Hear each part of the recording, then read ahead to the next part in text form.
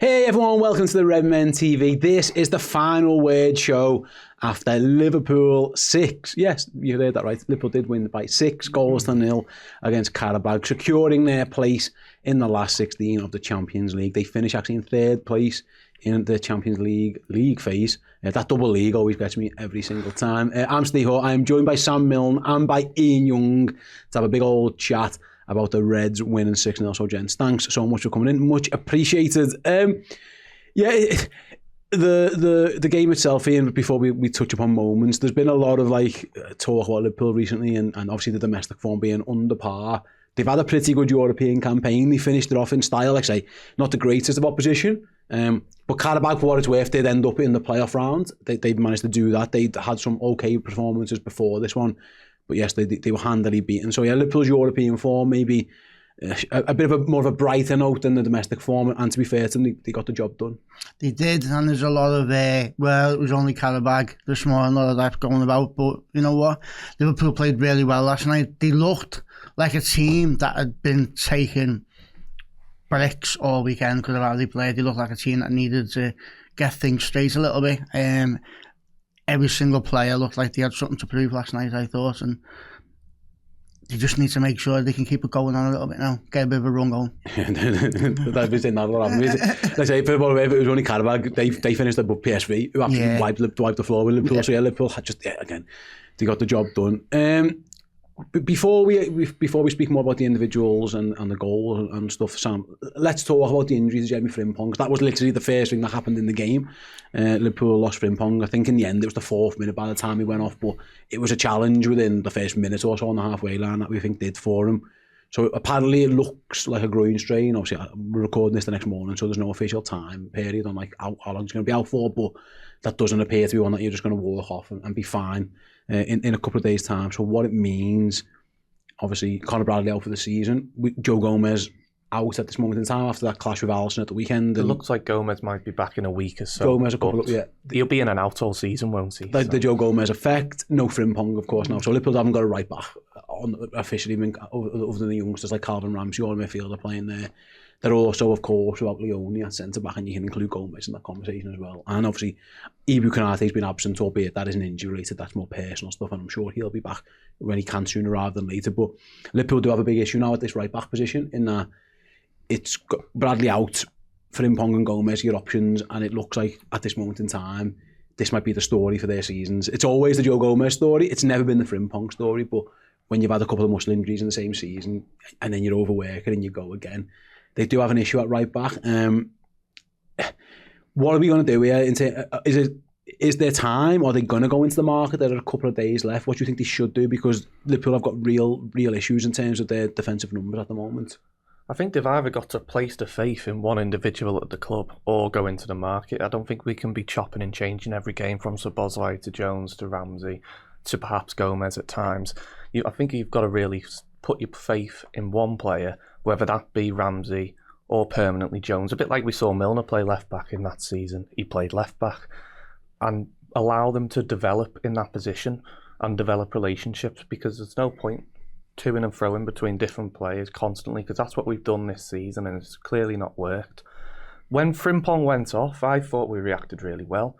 Endo came on. Endo did a really good job, but how often is he going to be able to do that? Would you want Endo at right back away at? We've already played City, but City, for example, any team with quick wingers, basically. Well, Newcastle at the weekend. Well, Newcastle at the weekend. It's a home game, but you'd still expect them to play on the counter-attack and be very good. They've got Harvey Barnes and Anthony Gordon at the minute, who were better in the Champions League, but they've still got quality. I know they haven't been playing fantastically of late, but put them up against Endo at right back, and as good as Endo is reading the game and positionally, he's learnt how to play without having much pace. One-on-one, there's only going to be one winner, isn't there? So I would personally start to place my faith in Calvin Ramsey, but Slot sees a lot more of him in theory in training than we do. So if he doesn't think that's a viable option, either stick with Jones at right back, because I think we need Szoboszlai in midfield, or go into the market.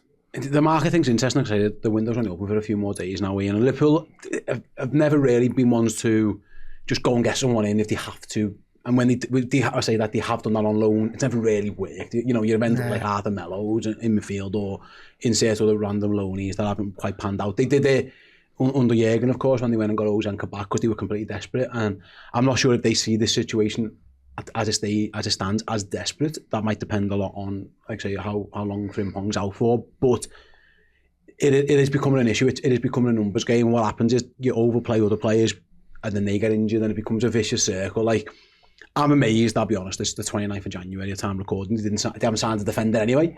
I just presumed that would be obvious to do, and obviously the Gay situation was what it was, and they've been linked to various players, but they haven't pushed the button. I do wonder if they're sitting there now thinking we might have to do this. It might be a player that they were looking at in the summer. I know the lad from Rennes, for example, is it Jacques? He'd be at least 60 or 70 million. It's a big fee. I like to say, is it Ordinez? Is it? They've been Joel Ordonez from Club Bruges, but I don't think he plays right back. No, but it's more about just getting a defensive body and then maybe you can do things where you shift around. Someone versatile. Because they are running really low, and the risk is now you're going to overplay these other lads, Ian. I'd be shocked if they did it, but they probably should be considering it now. Yeah. I mean, I think we've been a dire straits centre-back anyway for most of the season. So I was surprised that we didn't get a centre-back in on January 1st, I'll be honest with you. I think that was one of the things that should have been done. I think, like Sam's just iterated to there, I think they'll put Jones there. There's not been any noises about anyone coming in really. The ones that have been spoken about seems to be talking about more about players coming in the summer. So I think once he's not ill, because apparently he was ill last night, I think Curtis Jones will probably get put in there. And I would prefer that rather than Szoboszlai getting put in there, because we really do need Szoboszlai in midfield. See, I think the opposite. I think he's going to put Szoboszlai. Right. I think Newcastle away we end up with Szoboszlai. He's played there a little bit, hasn't he, Sobo? And I'm with you, by the way. I think he's better played midfield, there 5 times this season, but in our job we watched pretty much every moment of Slot's press conferences. He's been alluding quite heavily to him not wanting to play in there recently. So earlier in the season I'd have said the same, Szoboszlai will play right back. But now I feel like Slot's been alluding to him really not wanting to play in there, and he's realised the presence we miss in midfield.